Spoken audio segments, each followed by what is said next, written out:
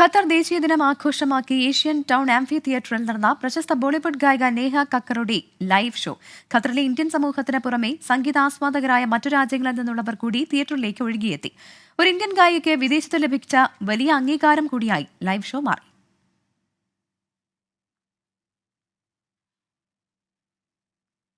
രാജ്യമെങ്ങും ദേശീയ ദിനാഘോഷ പരിപാടികൾ അരങ്ങു തകർക്കുന്നതിനിടെയാണ് ഇന്ത്യക്കാർക്കൊപ്പം ദേശവും ഭാഷയും മറന്ന് ആയിരക്കണക്കിന് സംഗീതാസ്വാദകർ ഏഷ്യൻ ടൗണിലെ ഓപ്പൺ സ്റ്റേഡിയത്തിലേക്കെത്തിയത്.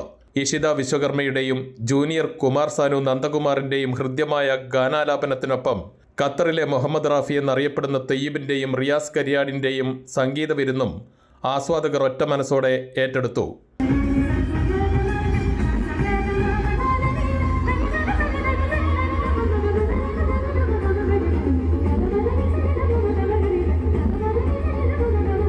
തുടർന്ന് ബോളിവുഡ് സംഗീത ലോകത്തെ വില കൂടിയ ശബ്ദങ്ങളിലൊന്നായ നേഹ കക്കറിൻ്റെ മാസ് എൻട്രി. ഇതുകൂടിയായപ്പോൾ ഗാലറികൾ അക്ഷരാർത്ഥത്തിൽ ഇളകിമറഞ്ഞു. ഹിന്ദി സിനിമയിലെ പ്രിയ ഗാനങ്ങൾക്കൊപ്പം ലോക സംഗീതത്തിൽ ആസ്വാദക ലക്ഷങ്ങൾ ഏറ്റെടുത്ത സ്വന്തം ഗാനങ്ങളും ചടുല താളങ്ങളോടെ അരങ്ങുകൊഴിപ്പിച്ചു. ഡിസംബറിലെ കൊടുംതണുപ്പിനെ വകവയ്ക്കാതെ മണിക്കൂറുകളോളം പാട്ടും നൃത്തവുമായി ചിലവഴിച്ച ഖത്തറിലെ സംഗീതാസ്വാദകർക്ക് ഏറെ കാലത്തിനു ശേഷം ലഭിച്ച അവിസ്മരണീയമായ സംഗീത വിരുന്നായിരുന്നു Neha Kakkar live show.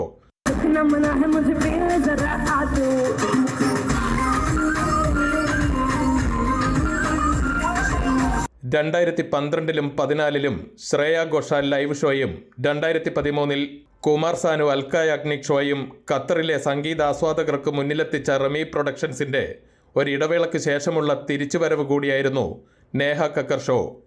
Anwar Paleri, 24 Doha.